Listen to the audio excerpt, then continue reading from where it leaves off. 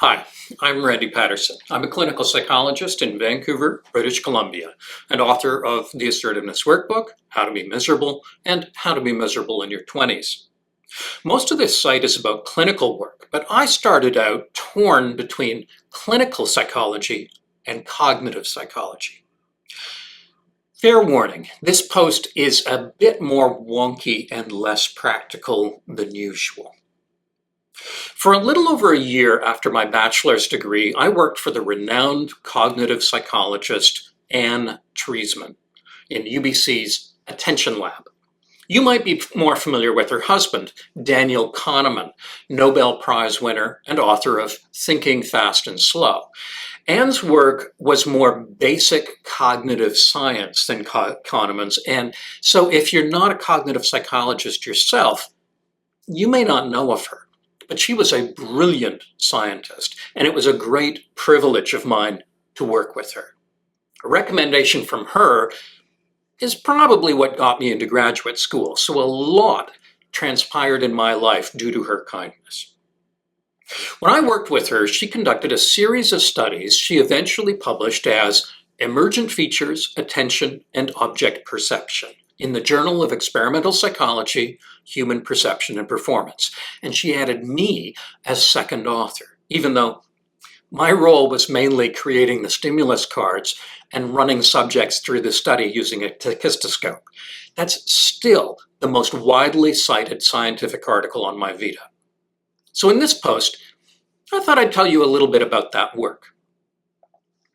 We hear a lot about attention these days, but what is it? If you ask people what it is or what it's for, you get pretty vague answers. Essentially, attention is a way of focusing the mind on a stimulus of some kind for more elaborate processing than you can do if you're not paying attention. And it turns out we can do some things with attention that we cannot do without it. And one of those things is assembling the features of a stimulus into a whole. Exciting, right? So this is pretty basic cognitive psychology. It's at a whole other level than you're probably used to thinking about.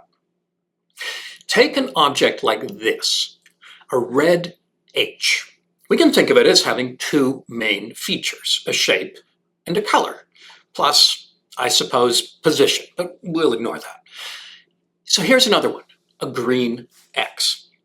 Now let's imagine that we put a variable number of red H's on a screen for you to look at.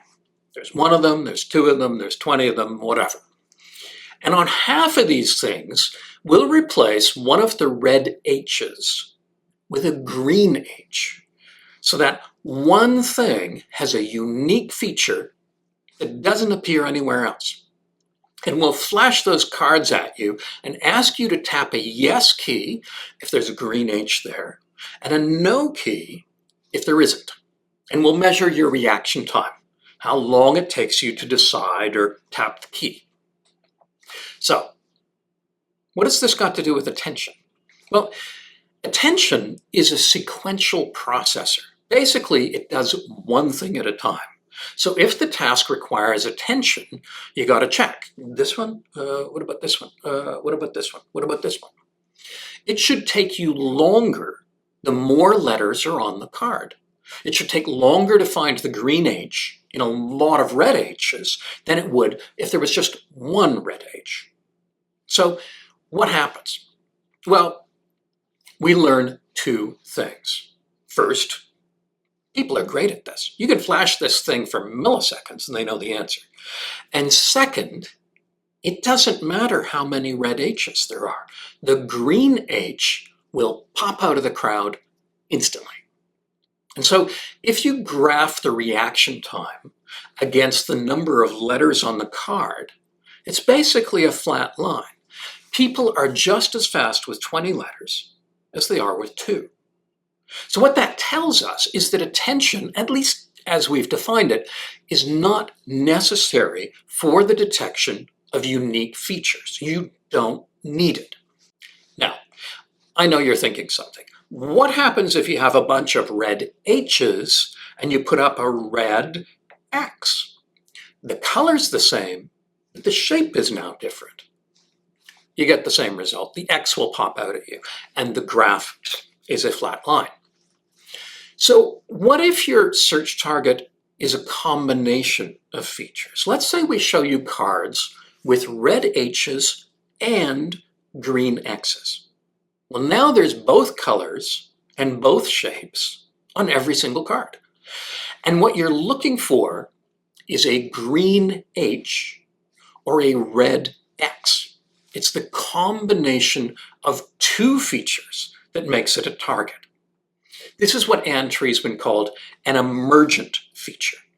Half the cards will have an emergent feature target, and half will not. And you have to say, yes or no. Is there a target, or is there not? And again, we show you the cards with 2 items, 3 items, 10 items, 20 items, and so on, and we measure how long it takes you to figure it out. And then we graph the time that it takes you against the number of items on the card. And this time, we get an increasing line. The more items there are, the longer it takes. And what this tells us is that putting features together, like shape plus color, requires your attention. Detecting unique features does not. And if you measure the difference in the time that it takes between 4 items and 5 items, or between 9 items and 10 items, you can figure out how much attentional processing time it takes to put those features together. And you know how long it is? Yeah, me neither. I forgot. But whatever that number was, it tells us something. A lot of people assume that the transfer of attention from one letter to the next means you made an eye movement. So maybe attention is not a quality of our mind. It's a quality of our eyes and where they're focused. Yeah, well, not true. For one thing, the time it takes to process individual items is faster than you can move your eyes. In a different set of studies, we flashed cards for an extremely brief period of time, too fast for people to react and move their eyes around. Now, you've probably noticed that if we flash an image at you, like with a single flash of a strobe light, you can still see that image for a little while in your mind.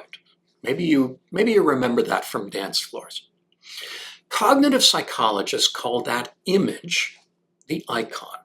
It's a kind of residual visual impression. If we flash a stimulus card at you, you will have an icon for several seconds afterwards, unless we wipe it out with a pattern mask, basically a complex stimulus that serves like an eraser. So we flash the card, then the pattern mask, and your mental afterimage of the card is gone. I don't have this perfect here, but you get the idea. And the thing is, we do this so fast that you cannot move your eyes, but you can shift your attention. So your attention tends to move faster than you can move your eyes. So now we can redo essentially the same experiment, but this time we don't measure reaction time. We measure accuracy instead. Do they get the right answer or not? In the case of single feature differences, like a red letter amongst green ones, or a green X in a field of green H's, the number of items on the card doesn't make much difference. Accuracy rates are about the same. Where the target is a combination of features, accuracy declines the more items there are on the card. So this shows us much the same thing. Attention is required in order to put visual stimuli together. It is not required to detect the presence of unique single feature stimuli. So that's the basis of the work Treisman did with her lab assistants, me and several others. And I bet that you thought the outcome of this was going to be something really practical that you can use in your everyday life. Well, you're wrong. There are other videos on this channel on the psychology of everyday life. Click the subscribe button for more. I also have an online course site, psychologysalon.teachable.com, with programs for professionals and for the general public. And my books, The Assertiveness Workbook, How to Be Miserable, 40 Strategies You Already Use, and How to Be Miserable in Your 20s, are all available from online booksellers. Thanks for watching.